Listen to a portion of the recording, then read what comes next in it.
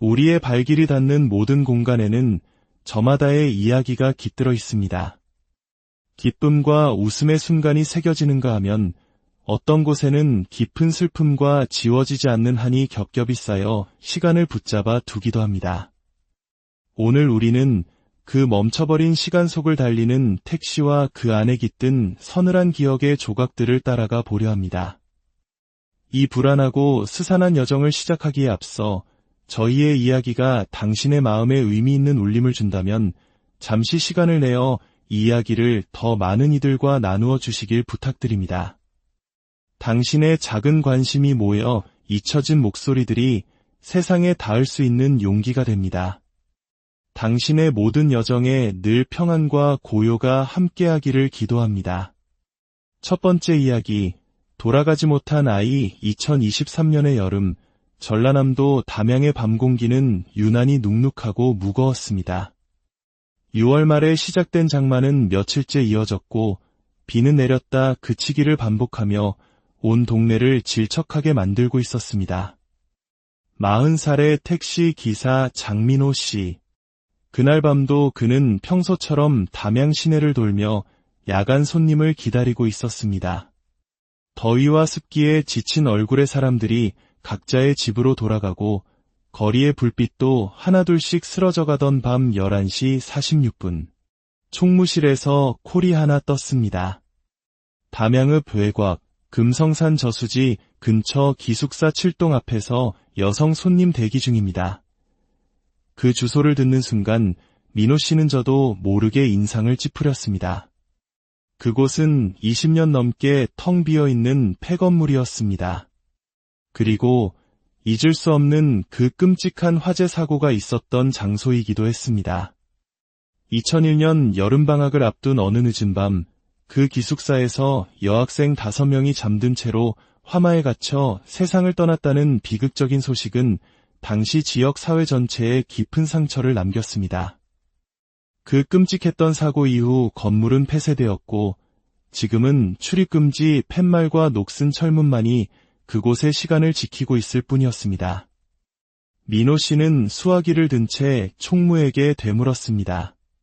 담양 금성산 기숙사 7동이요? 거기 사람 안 산 지 20년이 넘었는데 확실합니까?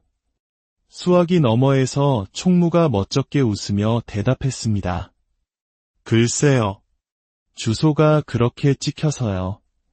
일단 여성 손님이라고 하니 한번 다녀와 보시죠. 깊은 한숨을 내쉰 민호 씨는 시동을 걸었습니다. 비는 다시 가늘게 흩뿌리기 시작했고 창밖은 칠흑 같은 어둠과 정적에 잠겨 있었습니다. 목적지에 도착했을 무렵 시계는 자정을 향하고 있었습니다. 도로 옆 기숙사 단지 입구의 낡은 철문은 녹슨 채 비틀어져 열려 있었고 그 너머로는 허물어진 건물과 덩굴 식물이 뒤엉킨 잿빛 잔해가 어렴풋이 보였습니다. 그런데 그 철문 앞에 정말로 한 사람이 서 있었습니다. 흰색 교복을 입은 듯한 여학생. 길게 뻗은 검은 머리카락이 어깨를 덮고 있었고 고개를 숙이고 있어 얼굴은 보이지 않았습니다. 가로등 하나 없는 곳이었지만 택시의 전조등이 그녀의 희미한 윤곽을 비추고 있었습니다. 민호 씨는 조심스럽게 창문을 내리고 말을 걸었습니다. 학생, 택시 불렀어요. 그녀는 천천히 고개를 들었지만 얼굴은 여전히 어둠에 묻혀 잘 보이지 않았습니다. 대신 말없이 무언가를 꺼내 택시 쪽으로 내밀었습니다. 작고 낡은 종이 쪽지였습니다. 민호 씨가 받아 펼쳐보니 거기에는 단 한 글자, 집이라고만 쓰여 있었습니다. 주소는 어디에도 없었습니다. 찜찜한 기분이 가시지 않았지만 그는 차문을 열며 말했습니다. 일단 타세요. 어디로 가고 싶은지 말해줘요. 여학생은 말없이 조수석 문을 잡는가 싶더니 이내 뒷좌석 문으로 옮겨가 조용히 올라탔습니다. 문이 닫히는 소리도 시트가 눌리는 소리도 거의 들리지 않을 만큼 희미했습니다. 차를 출발시키며 민호 씨는 조심스레 다시 물었습니다. 집이 어디예요? 동네 이름이라도 알려줘야지. 하지만 여학생은 말이 없었습니다. 백미러 속 그녀는 고개를 숙인 채 두 손을 무릎 위에 가지런히 모으고 있었습니다. 바로 그 순간 민호 씨는 등골이 서늘해지는 것을 느꼈습니다. 백미러에 그녀의 얼굴이 보이지 않았습니다. 아니, 정확히 말하면 백미러에 그녀의 형체 자체가 반사되지 않고 있었습니다. 그는 눈을 비비고 다시 백미러를 확인했습니다. 차량 내부의 희미한 조명과 스쳐 지나가는 거리의 불빛이 어우러져 뒷좌석의 형체는 어렴풋하게라도 보여야 했습니다. 하지만 거울 속은 텅 비어 있었습니다. 빈 좌석, 아무런 윤곽도, 색깔도, 그림자도 없었습니다. 그는 심장이 내려앉는 기분으로 조심스럽게 고개를 돌렸습니다. 뒤에는 분명히 교복을 입은 여학생이 앉아 있었습니다. 고개를 숙인 채 손을 모으고 정숙하게. 그런데 왜 백미러에는 비치지 않는 걸까? 순간 식은땀이 솟구쳤습니다. 무언가 말을 해야만 했습니다. 이 끔찍한 침묵이 계속되면 안 된다는 본능적인 직감이 그를 채찍질했습니다. 학생, 어디까지 가는지 말을 해줘야 방향을 잡지. 그 말에 여학생이 천천히 고개를 들었습니다. 민호 씨는 다시 백미러를 확인했습니다. 이번엔 보였습니다. 희미하게. 하지만 그녀에게는 눈이 없었습니다. 검고 깊은 구멍 2개, 칠흑 같은 어둠처럼 깊은 눈동자 없는 눈자리. 피부는 흰색이라기보다 시체처럼 창백했고 입술은 바싹 말라 갈라져 있었습니다. 그가 공포에 질려 고개를 돌리려는 찰나 뒷좌석에서 낮고 희미한 목소리가 들려왔습니다. 담양읍, 예 시장 앞으로 가주세요. 민호 씨는 입을 꾹 다물고 핸들을 붙잡았습니다. 차 안은 순식간에 냉장고처럼 차가워졌고 그의 이마에는 땀이 송골송골 맺혔습니다. 히터를 켜보려 했지만 조작 버튼은 아무런 반응이 없었습니다. 그는 아무 말 없이 오직 도로 위를 달렸습니다. 빗줄기는 점점 굵어졌고 와이퍼가 쉴 새 없이 창을 쓸어냈지만 시야는 점점 좁아졌습니다. 전조등 너머로는 안개가 핏물처럼 번지고 있었습니다. 그는 백미러를 더 이상 보지 않으려 애썼지만 시선은 자꾸만 거울로 향했습니다. 그리고 어느 순간 거울 속 여학생의 입이 움직이고 있었습니다. 소리는 들리지 않았습니다. 입 모양만 또렷하게 반복되고 있었습니다. 돌아가 줘, 돌아가 줘, 돌아가 줘, 끼. 민호 씨는 급브레이크를 밟았습니다. 차는 도로 가장자리에 격렬하게 멈춰섰고 그 충격에 그의 심장은 터질 듯이 뛰었습니다. 숨을 고르며 핸들에서 손을 떼려는 순간 뒷좌석에서 이전보다 훨씬 또렷한 목소리가 들려왔습니다. 나 아직 못 갔어. 그 목소리는 분명 어린 아이의 것이 아니었습니다. 더 낡고 더 낮고 더 깊은 마치 오랜 시간이 뭉개진 듯한 소리였습니다. 민호 씨는 천천히, 아주 천천히 고개를 돌렸습니다. 그 순간 뒷좌석은 비어 있었습니다. 아무도 없었습니다. 하지만 시트 위에는 물기가 흥건하게 번져 있었고 교복치마 자락처럼 보이는 젖은 천 조각 하나가 구겨진 채 놓여 있었습니다. 그는 두 눈을 질끈 감았습니다. 심장이 불규칙하게 뛰었고 가만히 귀를 기울이면 차 안 어딘가에서 탁, 탁 하고 물방울 떨어지는 소리가 들리는 듯했습니다. 민호 씨는 다시 시동을 걸고 출발했습니다. 하지만 이제 그의 차는 스스로 조종되는 느낌이 아니었습니다. 마치 보이지 않는 손에 이끌리듯 그저 도로 위를 미끄러지듯 달리고 있을 뿐이었습니다. 그리고 곧 목적지인 담양읍의 시장거리에 도착했습니다. 차를 멈추고 뒤를 돌아보았지만 뒷좌석엔 여전히 아무도 없었습니다. 그런데 바로 그때 조수석 창문 너머에서 누군가가 툭 하고 유리를 두드렸습니다. 민호 씨는 화들짝 놀라며 고개를 돌렸습니다. 창밖에는 한 중년 여성이 우산도 없이 흠뻑 젖은 채 서 있었습니다. 그녀는 떨리는 목소리로 물었습니다. 혹시 우리 하영이 태우고 오신 거 아니에요? 민호 씨는 말을 잃었습니다. 하영. 단 한 번도 듣지 못한 이름이었습니다.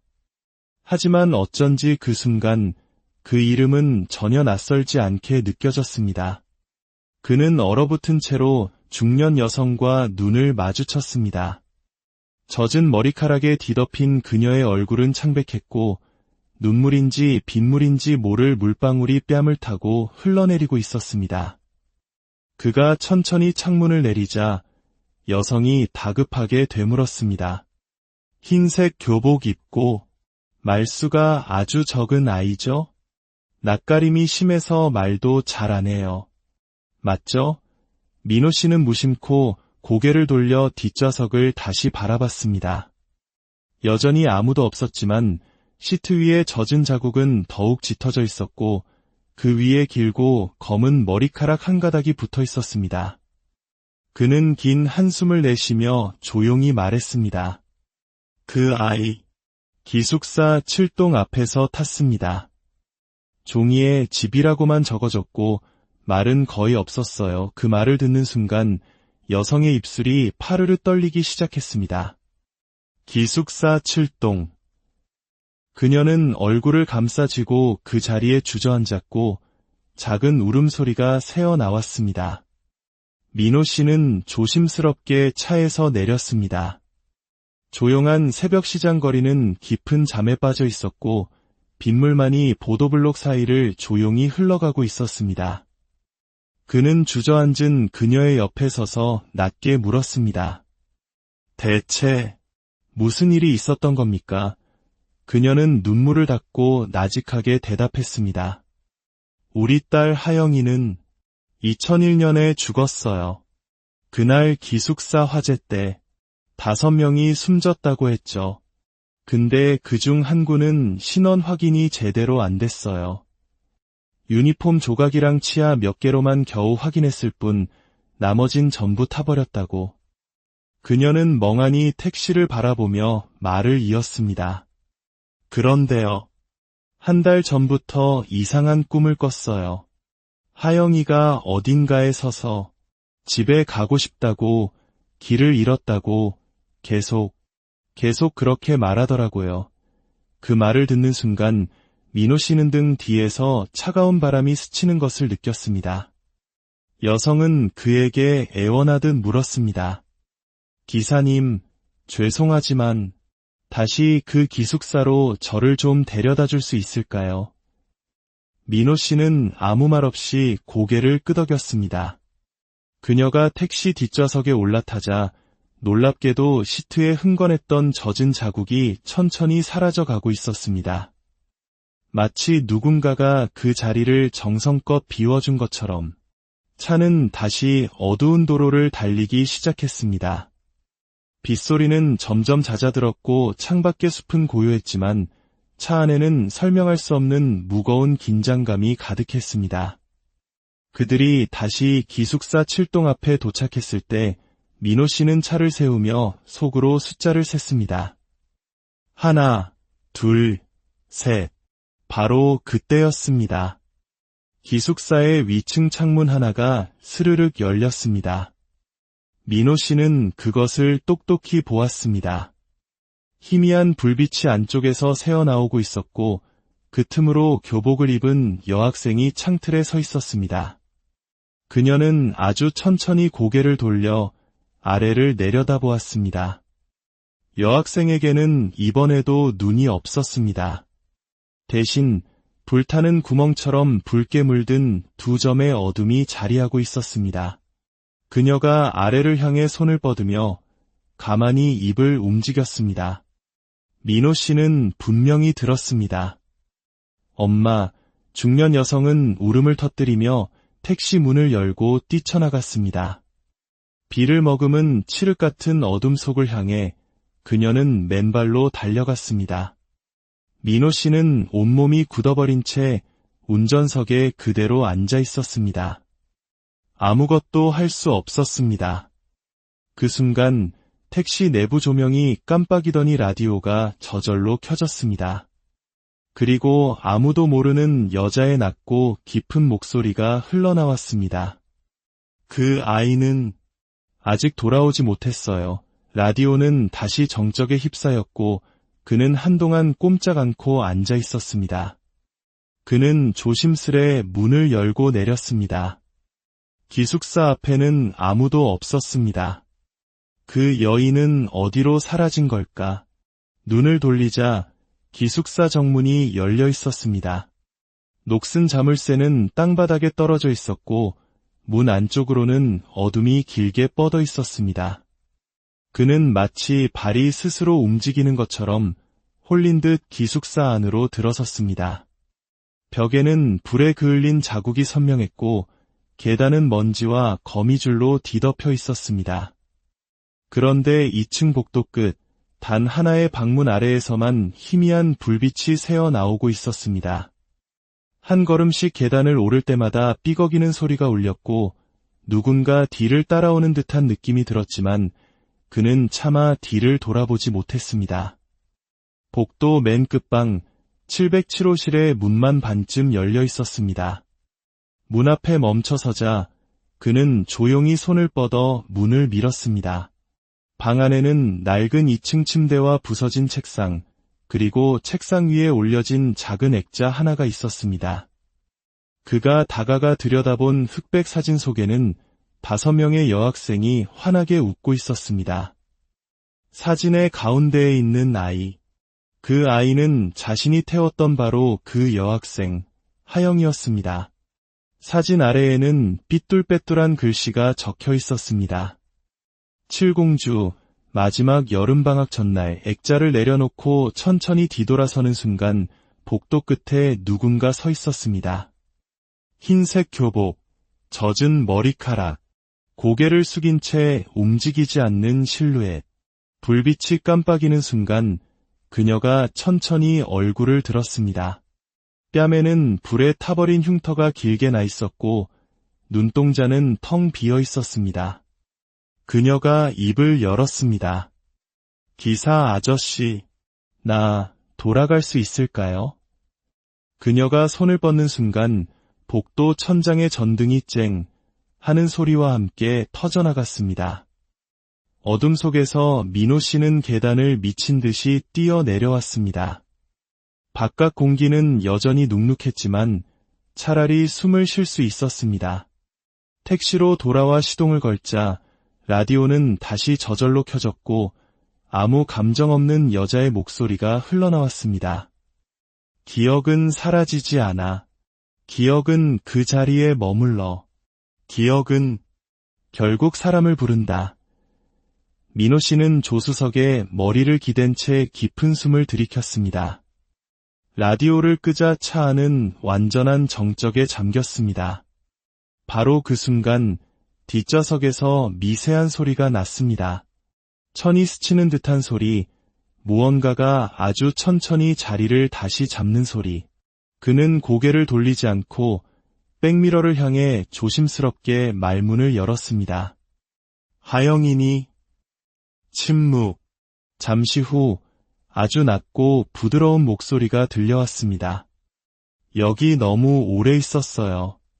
다른 아이들은 다 갔는데 난 왜 아직 남아있는 걸까요? 그제야 백미러 속에 그녀의 모습이 온전히 보였습니다. 젖은 머리카락, 꺼진 눈동자. 그녀는 울고 있지 않았습니다. 그저 멍하니 창밖을 보고 있었습니다. 민호 씨는 조용히 물었습니다. 이제 어디로 가고 싶니? 하영은 고개를 천천히 돌렸습니다. 텅 빈 눈동자가 그의 눈을 마주하며 작게 속삭였습니다.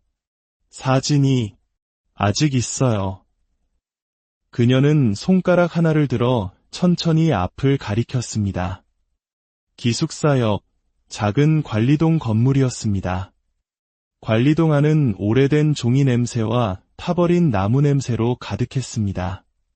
반쯤 열린 낡은 서류함 속에는 오래된 필름 봉투가 여러 장 들어 있었습니다. 그중 한 봉투 겉면에는 이렇게 적혀 있었습니다. 2001년 6월 28일 야간 촬영. 폐쇄 예정 전 마지막 점검. 봉투 안의 낡은 흑백 사진 속에는 어두운 복도에 서 있는 5명의 학생들이 있었습니다. 마치 누군가를 기다리는 듯한 표정으로. 그리고 마지막 사진 한 장. 그 사진에는 하영이가 혼자 복도 끝에 서 있었고 그 뒤쪽 벽에는 피로 그려진 듯한 손자국이 가득했습니다. 사진 뒷면에는 번진 글씨가 적혀 있었습니다. 아직 방은 안 닫혔어요. 그 순간 건물 전체가 미세하게 떨리기 시작했습니다. 밖으로 뛰쳐나오자 택시 뒷좌석 문이 열려 있었고 안에는 아무도 없었습니다. 대신 젖은 교복 조각 한 장이 놓여 있었습니다. 그 위에는 머리카락 한 올과 함께 작은 종이 쪽지가 얹어 있었습니다. 기사 아저씨, 고마워요. 이제 갈 수 있을 것 같아요. 비가 다시 내리기 시작했고 안개가 천천히 숲을 뒤덮었습니다. 그가 조용히 문을 닫고 택시에 올라 시동을 거는 순간 백미러 속에서 누군가가 웃고 있었습니다. 눈은 여전히 보이지 않았지만 입꼬리는 부드럽게 올라가 있었고 그 표정은 처음으로 따뜻해 보였습니다. 며칠 뒤 그는 다시 그곳을 찾았습니다. 현관문 앞에 매달린 하얀 리본이 바람에 흔들리고 있었습니다. 문턱에 앉아 하늘을 올려다보던 하영이의 어머니는 그의 차를 발견하고는 작게 손을 흔들었습니다. 누군가에게 인사하듯 조용하고 따뜻하게. 그 인사는 마치 그에게도 건네는 것 같았습니다. 정리되지 않은 공포와 설명되지 않은 현상은 그대로였지만 누군가의 길고 길었던 시간이 드디어 멈춰졌다는 안도감이 그 자리에 남았습니다. 그가 차를 돌려 떠날 때 뒷좌석은 텅 비어 있었지만 어쩐지 전보다 조금은 더 따뜻해진 것처럼 느껴졌습니다. 두 번째 이야기, 셔터에 갇힌 기억. 1998년 경상북도 안동의 가을은 유난히 길고 축축했습니다. 10월 말 이미 찬바람이 뼛속까지 파고들었지만 그날 밤은 이상하리만치 무거운 공기가 도시를 짓누르고 있었습니다. 30대 중반의 최연수 씨. 그는 안동 시내에서 법인 택시를 몰며 살아가고 있었습니다.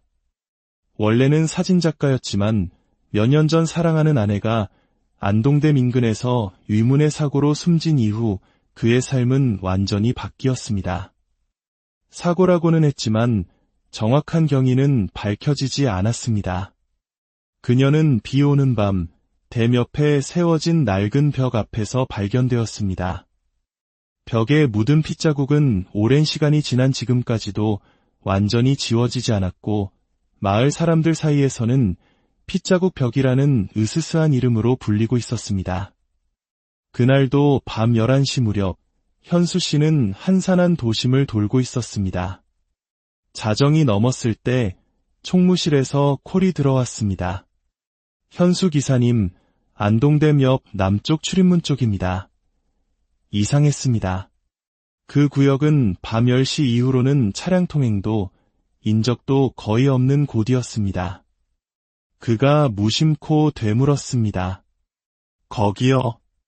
이 밤중에 대체 누가? 그때 수화기 너머에서 이상한 소리가 섞여 들렸습니다. 추워. 너무 추워. 데려가줘. 콜센터 직원의 목소리가 아니었습니다. 아이 같기도, 노파 같기도 한낮고 떨리는 목소리. 놀란 그가 다시 귀를 댔지만 전화는 이미 끊긴 상태였습니다. 왠지 모를 불길함에 손등에 소름이 돋았지만 그는 시동을 걸고 안동댐 방향으로 핸들을 돌렸습니다. 차창 밖으로는 부슬비가 내리고 있었고 안개가 낮게 깔려 전조등 빛을 흐리고 있었습니다. 댐 남쪽 출입문 근처에 도착했을 무렵 전조등 불빛 속에서 한 사람의 형체가 나타났습니다. 낡은 옷차림에 젖은 머리카락이 얼굴을 완전히 가리고 있었습니다. 그녀는 그가 가까워지자 천천히 돌아섰습니다. 젊은 여자였습니다. 택시 부르셨죠? 현수 씨가 말을 걸자 여자는 아무 말 없이 뒷문을 열고 탔습니다. 비에 젖은 맨발이 차 바닥에 닿는 순간 차 안에 싸늘한 기운이 급격히 퍼졌습니다. 백미러 속 그녀는 고개를 푹 숙이고 있었습니다. 어디로 모실까요? 대답 대신 그녀는 젖은 종이 한 장을 내밀었습니다. 삐뚤한 글씨로 적힌 주소는 시내에서 제법 떨어진 오래된 주택 단지였습니다. 차가 움직이기 시작하자 차 안은 마치 냉동고처럼 차가워졌습니다. 히터는 작동하지 않았고 대신 앞 유리에 서서히 김이 서리기 시작했습니다. 그리고 그 김 위로 누군가의 손자국이 선명히 찍혔습니다. 손가락이 4개밖에 없는 기이한 손자국이었습니다. 등줄기에 식은땀이 흘러내릴 때 여자의 입술이 처음으로 움직였습니다. 피가 안 마르고 있어. 그 순간 현수 씨는 가속 페달을 놓쳤습니다. 차가 휘청였고 그는 급하게 브레이크를 밟았습니다. 네. 뭐라고 하셨죠? 대답 대신 여자는 고개를 들어 백미러를 바라보았습니다. 거울 속 그녀의 얼굴에는 눈이 없었습니다. 검은 구멍 2개와 그 사이로 흘러내리는 검붉은 액체만이 보였습니다. 현수 씨는 얼어붙은 듯 움직일 수 없었습니다. 그때 라디오가 갑자기 켜졌습니다. 그곳에선 돌아오지 못해. 벽이 아직도 피를 기억해 라디오가 꺼지고 백미러 속에서 사라졌던 여자의 모습이 다시 나타났습니다. 이번엔 그녀가 웃고 있었습니다. 입은 기미까지 찢어져 있었고 치아는 하나도 보이지 않았습니다. 그것은 사람이 지을 수 있는 표정이 아니었습니다. 이 손님은 절대로 사람이 아니다. 현수 씨는 백미러를 덮어버리려다 손을 멈췄습니다. 보이지 않아도 그 존재는 이미 차 안을 가득 채우고 있었습니다. 다시 앞 유리에 서리가 끼기 시작했고 그 위에 핏물 같은 글씨가 나타났습니다. 벽이 피를 닦지 않았어. 그는 반사적으로 가속 페달을 밟았습니다. 도망치고 싶었습니다. 하지만 얼마나 달렸을까? 뒷좌석에서 쿵, 쿵 하고 무언가 두드리는 소리가 울리기 시작했습니다. 그리고 여자의 목소리가 확실히 들렸습니다. 문 열어줘. 아직 거기 있어. 목적지에 가까워졌을 때 그녀는 갑자기 물었습니다. 아저씨, 혹시 사진 찍는 거 좋아해요? 현수 씨는 심장이 멎는 듯했습니다. 자신의 과거를 어떻게 아는 걸까? 그는 떨리는 목소리로 겨우 대답했습니다. 예전에는요. 왜 그만뒀어요? 그는 대답할 수 없었습니다. 아내의 죽음 이후 그는 카메라를 잡을 수 없었습니다. 사진은 기억을 남기잖아요.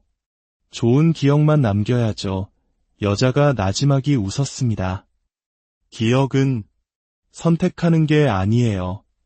그냥 남는 거지. 그리고 그녀는 손가락으로 창밖을 가리켰습니다. 길가에 버려진 낡은 사진기 한 대가 있었습니다.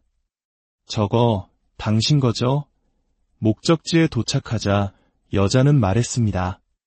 요금은 사진으로 대신할게요. 그녀는 손바닥만 한 낡은 흑백 사진 한 장을 내밀었습니다. 사진 속에는 핏자국 벽이 찍혀 있었습니다. 그런데 벽의 얼룩이 마치 비명을 지르는 사람의 얼굴처럼 보였습니다. 여자가 차에서 내리자 그녀의 모습은 안개 속으로 연기처럼 사라졌습니다. 차 안에 남은 것은 사진 한 장뿐이었습니다. 사진 뒷면에는 이렇게 쓰여 있었습니다. 너도 곧 찍히게 될 거야. 그날 이후 현수 씨는 죄책감에 시달렸습니다.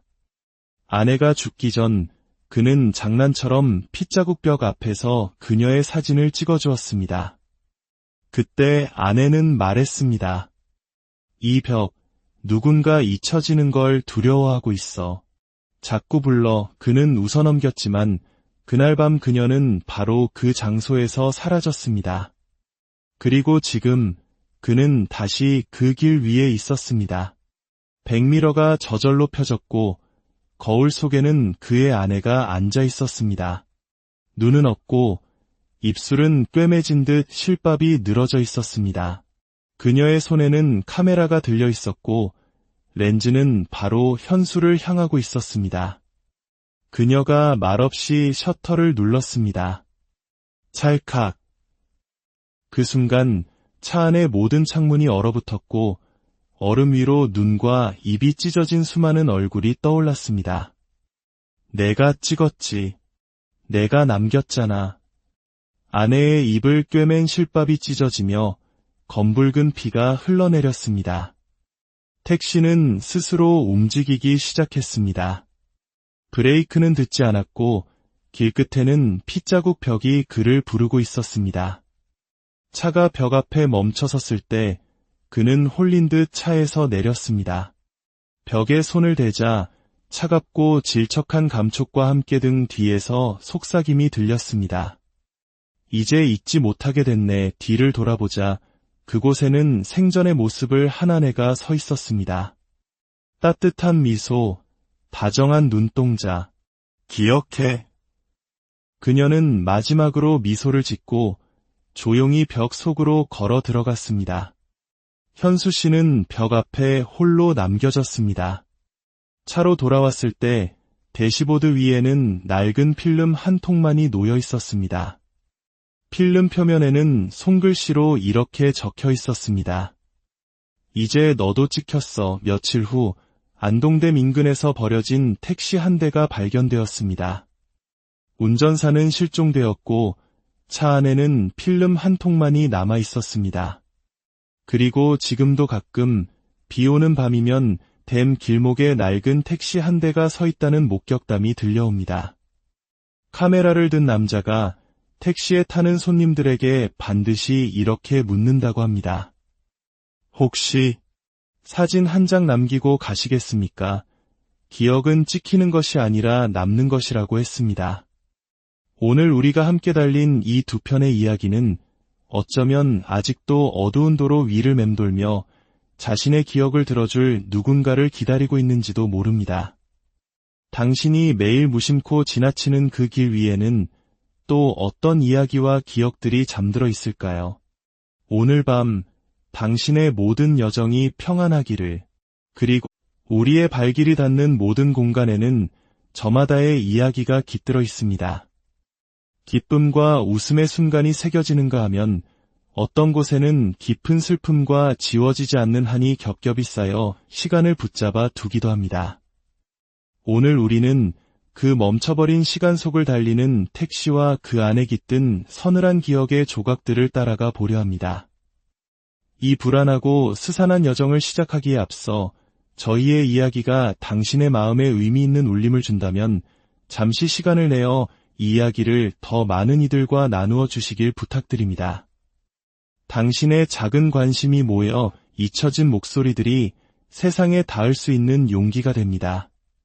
당신의 모든 여정에 늘 평안과 고요가 함께하기를 기도합니다. 첫 번째 이야기, 돌아가지 못한 아이. 2023년의 여름, 전라남도 담양의 밤 공기는 유난히 눅눅하고 무거웠습니다.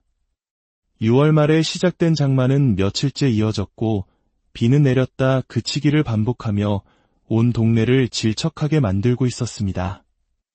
40살의 택시 기사 장민호 씨. 그날 밤도 그는 평소처럼 담양 시내를 돌며 야간 손님을 기다리고 있었습니다. 더위와 습기에 지친 얼굴의 사람들이 각자의 집으로 돌아가고 거리의 불빛도 하나둘씩 쓰러져가던 밤 11시 46분. 총무실에서 콜이 하나 떴습니다. 담양읍 외곽 금성산 저수지 근처 기숙사 7동 앞에서 여성 손님 대기 중입니다. 그 주소를 듣는 순간 민호 씨는 저도 모르게 인상을 찌푸렸습니다. 그곳은 20년 넘게 텅 비어있는 폐건물이었습니다. 그리고 잊을 수 없는 그 끔찍한 화재 사고가 있었던 장소이기도 했습니다. 2001년 여름방학을 앞둔 어느 늦은 밤, 그 기숙사에서 여학생 5명이 잠든 채로 화마에 갇혀 세상을 떠났다는 비극적인 소식은 당시 지역 사회 전체에 깊은 상처를 남겼습니다. 그 끔찍했던 사고 이후 건물은 폐쇄되었고 지금은 출입금지 팻말과 녹슨 철문만이 그곳의 시간을 지키고 있을 뿐이었습니다.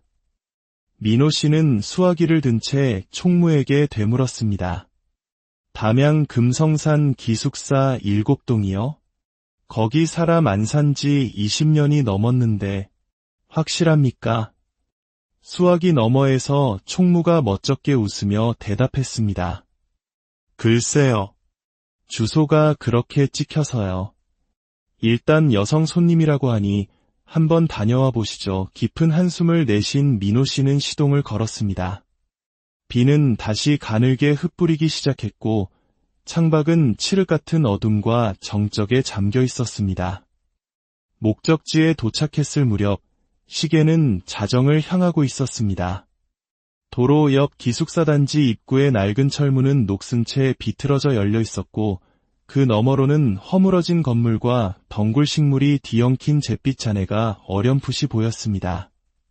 그런데 그 철문 앞에 정말로 한 사람이 서 있었습니다. 흰색 교복을 입은 듯한 여학생. 길게 뻗은 검은 머리카락이 어깨를 덮고 있었고 고개를 숙이고 있어 얼굴은 보이지 않았습니다. 가로등 하나 없는 곳이었지만 택시의 전조등이 그녀의 희미한 윤곽을 비추고 있었습니다. 민호 씨는 조심스럽게 창문을 내리고 말을 걸었습니다. 학생, 택시 불렀어요.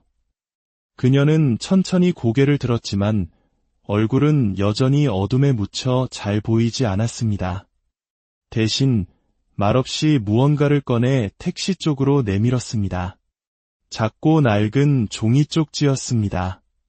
민호 씨가 받아 펼쳐보니 거기에는 단 한 글자, 집이라고만 쓰여 있었습니다. 주소는 어디에도 없었습니다.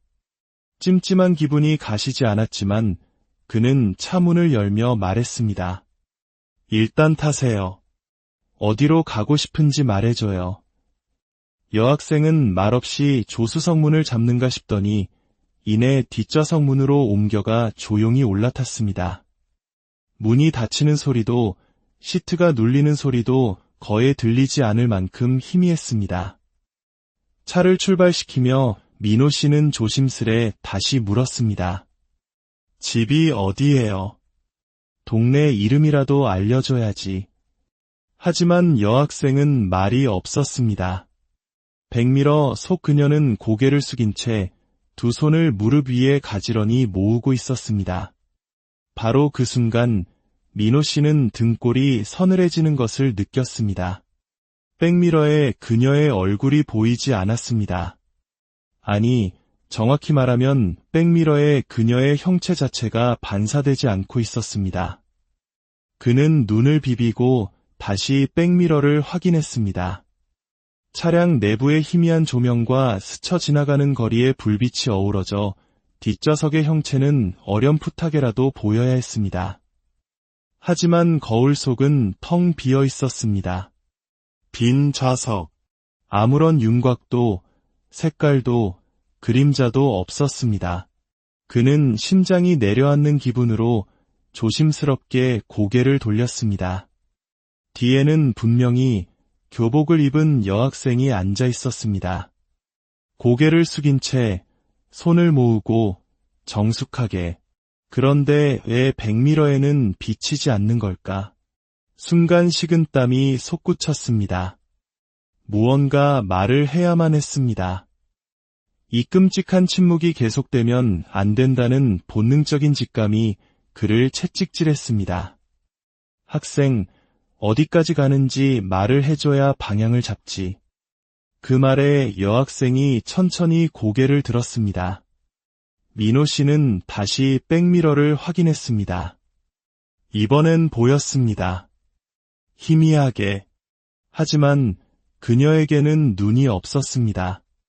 검고 깊은 구멍 2개, 칠흑 같은 어둠처럼 깊은 눈동자 없는 눈자리. 피부는 흰색이라기보다 시체처럼 창백했고 입술은 바싹 말라 갈라져 있었습니다. 그가 공포에 질려 고개를 돌리려는 찰나 뒷좌석에서 낮고 희미한 목소리가 들려왔습니다. 담양읍, 예 시장 앞으로 가주세요. 민호 씨는 입을 꾹 다물고 핸들을 붙잡았습니다. 차 안은 순식간에 냉장고처럼 차가워졌고 그의 이마에는 땀이 송골송골 맺혔습니다. 히터를 켜보려 했지만 조작 버튼은 아무런 반응이 없었습니다. 그는 아무 말 없이 오직 도로 위를 달렸습니다. 빗줄기는 점점 굵어졌고 와이퍼가 쉴 새 없이 창을 쓸어냈지만 시야는 점점 좁아졌습니다. 전조등 너머로는 안개가 핏물처럼 번지고 있었습니다. 그는 백미러를 더 이상 보지 않으려 애썼지만 시선은 자꾸만 거울로 향했습니다. 그리고 어느 순간 거울 속 여학생의 입이 움직이고 있었습니다. 소리는 들리지 않았습니다. 입 모양만 또렷하게 반복되고 있었습니다. 돌아가줘, 돌아가줘, 돌아가줘, 끼. 민호 씨는 급브레이크를 밟았습니다. 차는 도로 가장자리에 격렬하게 멈춰섰고 그 충격에 그의 심장은 터질 듯이 뛰었습니다. 숨을 고르며 핸들에서 손을 떼려는 순간 뒷좌석에서 이전보다 훨씬 또렷한 목소리가 들려왔습니다. 나 아직 못 갔어. 그 목소리는 분명 어린 아이의 것이 아니었습니다. 더 낡고 더 낮고 더 깊은 마치 오랜 시간이 뭉개진 듯한 소리였습니다.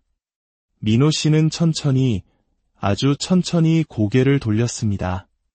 그 순간 뒷좌석은 비어 있었습니다. 아무도 없었습니다. 하지만 시트 위에는 물기가 흥건하게 번져 있었고 교복치마 자락처럼 보이는 젖은 천 조각 하나가 구겨진 채 놓여 있었습니다. 그는 두 눈을 질끈 감았습니다. 심장이 불규칙하게 뛰었고 가만히 귀를 기울이면 차 안 어딘가에서 탁, 탁 하고 물방울 떨어지는 소리가 들리는 듯했습니다. 민호 씨는 다시 시동을 걸고 출발했습니다. 하지만 이제 그의 차는 스스로 조종되는 느낌이 아니었습니다. 마치 보이지 않는 손에 이끌리듯 그저 도로 위를 미끄러지듯 달리고 있을 뿐이었습니다. 그리고 곧 목적지인 담양읍의 시장거리에 도착했습니다. 차를 멈추고 뒤를 돌아보았지만 뒷좌석엔 여전히 아무도 없었습니다. 그런데 바로 그때 조수석 창문 너머에서 누군가가 툭, 툭 하고 유리를 두드렸습니다. 민호 씨는 화들짝 놀라며 고개를 돌렸습니다. 창밖에는 한 중년 여성이 우산도 없이 흠뻑 젖은 채 서 있었습니다. 그녀는 떨리는 목소리로 물었습니다. 혹시 우리 하영이 태우고 오신 거 아니에요? 민호 씨는 말을 잃었습니다. 하영. 단 한 번도 듣지 못한 이름이었습니다. 하지만 어쩐지 그 순간 그 이름은 전혀 낯설지 않게 느껴졌습니다. 그는 얼어붙은 채로 중년 여성과 눈을 마주쳤습니다. 젖은 머리카락에 뒤덮인 그녀의 얼굴은 창백했고 눈물인지 빗물인지 모를 물방울이 뺨을 타고 흘러내리고 있었습니다. 그가 천천히 창문을 내리자 여성이 다급하게 되물었습니다. 흰색 교복 입고 말수가 아주 적은 아이죠? 낯가림이 심해서 말도 잘 안 해요. 맞죠? 민호 씨는 무심코 고개를 돌려 뒷좌석을 다시 바라봤습니다. 여전히 아무도 없었지만 시트 위에 젖은 자국은 더욱 짙어져 있었고 그 위에 길고 검은 머리카락 한 가닥이 붙어 있었습니다. 그는 긴 한숨을 내쉬며 조용히 말했습니다. 그 아이, 기숙사 7동 앞에서 탔습니다. 종이에 집이라고만 적어졌고 말은 거의 없었어요. 그 말을 듣는 순간 여성의 입술이 파르르 떨리기 시작했습니다. 기숙사 7동. 그녀는 얼굴을 감싸쥐고 그 자리에 주저앉았고 작은 울음소리가 새어 나왔습니다. 민호 씨는 조심스럽게 차에서 내렸습니다. 조용한 새벽 시장 거리는 깊은 잠에 빠져 있었고 빗물만이 보도블록 사이를 조용히 흘러가고 있었습니다. 그는 주저앉은 그녀의 옆에 서서 낮게 물었습니다. 대체 무슨 일이 있었던 겁니까? 그녀는 눈물을 닦고 나직하게 대답했습니다. 우리 딸 하영이는 2001년에 죽었어요. 그날 기숙사 화재 때 5명이 숨졌다고 했죠. 근데 그중 한 구는 신원 확인이 제대로 안 됐어요. 유니폼 조각이랑 치아 몇 개로만 겨우 확인했을 뿐 나머진 전부 타버렸다고. 그녀는 멍하니 택시를 바라보며 말을 이었습니다. 그런데요. 한 달 전부터 이상한 꿈을 꿨어요. 하영이가 어딘가에 서서 집에 가고 싶다고, 길을 잃었다고 계속 그렇게 말하더라고요. 그 말을 듣는 순간 민호 씨는 등 뒤에서 차가운 바람이 스치는 것을 느꼈습니다. 여성은 그에게 애원하듯 물었습니다. 기사님, 죄송하지만 다시 그 기숙사로 저를 좀 데려다 줄 수 있을까요? 민호 씨는 아무 말 없이 고개를 끄덕였습니다. 그녀가 택시 뒷좌석에 올라타자 놀랍게도 시트에 흥건했던 젖은 자국이 천천히 사라져가고 있었습니다. 마치 누군가가 그 자리를 정성껏 비워준 것처럼 차는 다시 어두운 도로를 달리기 시작했습니다. 빗소리는 점점 잦아들었고 창밖의 숲은 고요했지만 차 안에는 설명할 수 없는 무거운 긴장감이 가득했습니다. 그들이 다시 기숙사 7동 앞에 도착했을 때 민호 씨는 차를 세우며 속으로 숫자를 셌습니다. 1, 2, 3. 바로 그때였습니다. 기숙사의 위층 창문 하나가 스르륵 열렸습니다. 민호 씨는 그것을 똑똑히 보았습니다. 희미한 불빛이 안쪽에서 새어나오고 있었고 그 틈으로 교복을 입은 여학생이 창틀에 서 있었습니다. 그녀는 아주 천천히 고개를 돌려 아래를 내려다보았습니다. 여학생에게는 이번에도 눈이 없었습니다. 대신 불타는 구멍처럼 붉게 물든 2점의 어둠이 자리하고 있었습니다. 그녀가 아래를 향해 손을 뻗으며 가만히 입을 움직였습니다. 민호 씨는 분명히 들었습니다. 엄마, 중년 여성은 울음을 터뜨리며 택시 문을 열고 뛰쳐나갔습니다. 비를 머금은 칠흑 같은 어둠 속을 향해 그녀는 맨발로 달려갔습니다. 민호 씨는 온몸이 굳어버린 채 운전석에 그대로 앉아 있었습니다. 아무것도 할 수 없었습니다. 그 순간 택시 내부 조명이 깜빡이더니 라디오가 저절로 켜졌습니다. 그리고 아무도 모르는 여자의 낮고 깊은 목소리가 흘러나왔습니다. 그 아이는 아직 돌아오지 못했어요. 라디오는 다시 정적에 휩싸였고 그는 한동안 꼼짝 않고 앉아 있었습니다. 그는 조심스레 문을 열고 내렸습니다. 기숙사 앞에는 아무도 없었습니다. 그 여인은 어디로 사라진 걸까? 눈을 돌리자 기숙사 정문이 열려 있었습니다. 녹슨 자물쇠는 땅바닥에 떨어져 있었고 문 안쪽으로는 어둠이 길게 뻗어 있었습니다. 그는 마치 발이 스스로 움직이는 것처럼 홀린 듯 기숙사 안으로 들어섰습니다. 벽에는 불에 그을린 자국이 선명했고 계단은 먼지와 거미줄로 뒤덮여 있었습니다. 그런데 2층 복도 끝 단 하나의 방문 아래에서만 희미한 불빛이 새어 나오고 있었습니다. 한 걸음씩 계단을 오를 때마다 삐걱이는 소리가 울렸고 누군가 뒤를 따라오는 듯한 느낌이 들었지만 그는 차마 뒤를 돌아보지 못했습니다. 복도 맨 끝방 707호실의 문만 반쯤 열려 있었습니다. 문 앞에 멈춰서자 그는 조용히 손을 뻗어 문을 밀었습니다. 방 안에는 낡은 2층 침대와 부서진 책상, 그리고 책상 위에 올려진 작은 액자 하나가 있었습니다. 그가 다가가 들여다본 흑백 사진 속에는 5명의 여학생이 환하게 웃고 있었습니다. 사진의 가운데에 있는 아이, 그 아이는 자신이 태웠던 바로 그 여학생, 하영이었습니다. 사진 아래에는 삐뚤빼뚤한 글씨가 적혀 있었습니다. 칠공주, 마지막 여름방학 전날 액자를 내려놓고 천천히 뒤돌아서는 순간 복도 끝에 누군가 서 있었습니다. 흰색 교복, 젖은 머리카락, 고개를 숙인 채 움직이지 않는 실루엣. 불빛이 깜빡이는 순간 그녀가 천천히 얼굴을 들었습니다. 뺨에는 불에 타버린 흉터가 길게 나 있었고 눈동자는 텅 비어 있었습니다. 그녀가 입을 열었습니다. 기사 아저씨, 나 돌아갈 수 있을까요? 그녀가 손을 뻗는 순간 복도 천장의 전등이 쨍 하는 소리와 함께 터져나갔습니다. 어둠 속에서 민호 씨는 계단을 미친 듯이 뛰어 내려왔습니다. 바깥 공기는 여전히 눅눅했지만 차라리 숨을 쉴 수 있었습니다. 택시로 돌아와 시동을 걸자 라디오는 다시 저절로 켜졌고 아무 감정 없는 여자의 목소리가 흘러나왔습니다. 기억은 사라지지 않아. 기억은 그 자리에 머물러. 기억은 결국 사람을 부른다. 민호 씨는 조수석에 머리를 기댄 채 깊은 숨을 들이켰습니다.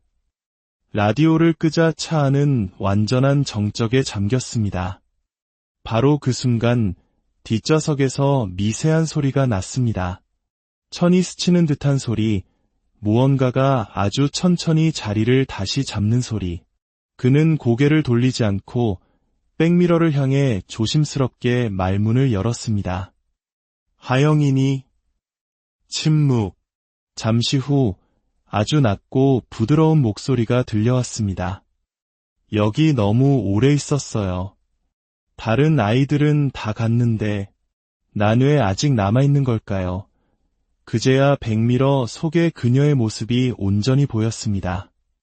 젖은 머리카락, 꺼진 눈동자. 그녀는 울고 있지 않았습니다. 그저 멍하니 창밖을 보고 있었습니다. 민호 씨는 조용히 물었습니다. 이제 어디로 가고 싶니? 하영은 고개를 천천히 돌렸습니다. 텅 빈 눈동자가 그의 눈을 마주하며 작게 속삭였습니다. 사진이 아직 있어요. 그녀는 손가락 하나를 들어 천천히 앞을 가리켰습니다. 기숙사역, 작은 관리동 건물이었습니다. 관리동 안은 오래된 종이 냄새와 타버린 나무 냄새로 가득했습니다. 반쯤 열린 낡은 서류함 속에는 오래된 필름 봉투가 여러 장 들어있었습니다. 그중 한 봉투 겉면에는 이렇게 적혀 있었습니다. 2001년 6월 28일 야간 촬영. 폐쇄 예정 전 마지막 점검. 봉투 안의 낡은 흑백 사진 속에는 어두운 복도에 서 있는 5명의 학생들이 있었습니다. 마치 누군가를 기다리는 듯한 표정으로. 그리고 마지막 사진 한 장. 그 사진에는 하영이가 혼자 복도 끝에 서 있었고 그 뒤쪽 벽에는 피로 그려진 듯한 손자국이 가득했습니다. 사진 뒷면에는 번진 글씨가 적혀 있었습니다. 아직 방은 안 닫혔어요. 그 순간 건물 전체가 미세하게 떨리기 시작했습니다. 밖으로 뛰쳐나오자 택시 뒷좌석 문이 열려 있었고 안에는 아무도 없었습니다. 대신 젖은 교복 조각 한 장이 놓여 있었습니다. 그 위에는 머리카락 한 올과 함께 작은 종이 쪽지가 얹어 있었습니다. 기사 아저씨, 고마워요. 이제 갈 수 있을 것 같아요. 비가 다시 내리기 시작했고 안개가 천천히 숲을 뒤덮었습니다. 그가 조용히 문을 닫고 택시에 올라 시동을 거는 순간 백미러 속에서 누군가가 웃고 있었습니다. 눈은 여전히 보이지 않았지만 입꼬리는 부드럽게 올라가 있었고 그 표정은 처음으로 따뜻해 보였습니다. 며칠 뒤 그는 다시 그곳을 찾았습니다. 현관문 앞에 매달린 하얀 리본이 바람에 흔들리고 있었습니다. 문턱에 앉아 하늘을 올려다보던 하영이의 어머니는 그의 차를 발견하고는 작게 손을 흔들었습니다. 누군가에게 인사하듯 조용하고 따뜻하게. 그 인사는 마치 그에게도 건네는 것 같았습니다. 정리되지 않은 공포와 설명되지 않은 현상은 그대로였지만 누군가의 길고 길었던 시간이 드디어 멈춰졌다는 안도감이 그 자리에 남았습니다. 그가 차를 돌려 떠날 때 뒷좌석은 텅 비어 있었지만 어쩐지 전보다 조금은 더 따뜻해진 것처럼 느껴졌습니다. 두 번째 이야기, 셔터에 갇힌 기억. 1998년 경상북도 안동의 가을은 유난히 길고 축축했습니다. 10월 말 이미 찬바람이 뼛속까지 파고들었지만 그날 밤은 이상하리만치 무거운 공기가 도시를 짓누르고 있었습니다. 30대 중반의 최연수 씨. 그는 안동 시내에서 법인 택시를 몰며 살아가고 있었습니다. 원래는 사진작가였지만 몇 년 전 사랑하는 아내가 안동댐 인근에서 위문의 사고로 숨진 이후 그의 삶은 완전히 바뀌었습니다. 사고라고는 했지만 정확한 경위는 밝혀지지 않았습니다. 그녀는 비 오는 밤 댐 옆에 세워진 낡은 벽 앞에서 발견되었습니다. 벽에 묻은 핏자국은 오랜 시간이 지난 지금까지도 완전히 지워지지 않았고 마을 사람들 사이에서는 핏자국 벽이라는 으스스한 이름으로 불리고 있었습니다. 그날도 밤 11시 무렵 현수 씨는 한산한 도심을 돌고 있었습니다. 자정이 넘었을 때 총무실에서 콜이 들어왔습니다. 현수 기사님, 안동댐 옆 남쪽 출입문 쪽입니다. 이상했습니다. 그 구역은 밤 10시 이후로는 차량 통행도, 인적도 거의 없는 곳이었습니다. 그가 무심코 되물었습니다. 거기요. 이 밤중에 대체 누가? 그때 수화기 너머에서 이상한 소리가 섞여 들렸습니다. 추워. 너무 추워. 데려가줘. 콜센터 직원의 목소리가 아니었습니다. 아이 같기도, 노파 같기도 한낮고 떨리는 목소리. 놀란 그가 다시 귀를 댔지만 전화는 이미 끊긴 상태였습니다. 왠지 모를 불길함에 손등에 소름이 돋았지만 그는 시동을 걸고 안동댐 방향으로 핸들을 돌렸습니다. 차창 밖으로는 부슬비가 내리고 있었고 안개가 낮게 깔려 전조등 빛을 흐리고 있었습니다. 댐 남쪽 출입문 근처에 도착했을 무렵 전조등 불빛 속에서 한 사람의 형체가 나타났습니다. 낡은 옷차림에 젖은 머리카락이 얼굴을 완전히 가리고 있었습니다. 그녀는 그가 가까워지자 천천히 돌아섰습니다. 젊은 여자였습니다. 택시 부르셨죠? 현수 씨가 말을 걸자 여자는 아무 말 없이 뒷문을 열고 탔습니다. 비에 젖은 맨발이 차 바닥에 닿는 순간 차 안에 싸늘한 기운이 급격히 퍼졌습니다. 백미러 속 그녀는 고개를 푹 숙이고 있었습니다. 어디로 모실까요? 대답 대신 그녀는 젖은 종이 한 장을 내밀었습니다. 삐뚤한 글씨로 적힌 주소는 시내에서 제법 떨어진 오래된 주택 단지였습니다. 차가 움직이기 시작하자 차 안은 마치 냉동고처럼 차가워졌습니다. 히터는 작동하지 않았고 대신 앞 유리에 서서히 김이 서리기 시작했습니다. 그리고 그 김 위로 누군가의 손자국이 선명히 찍혔습니다. 손가락이 4개밖에 없는 기이한 손자국이었습니다. 등줄기에 식은땀이 흘러내릴 때 여자의 입술이 처음으로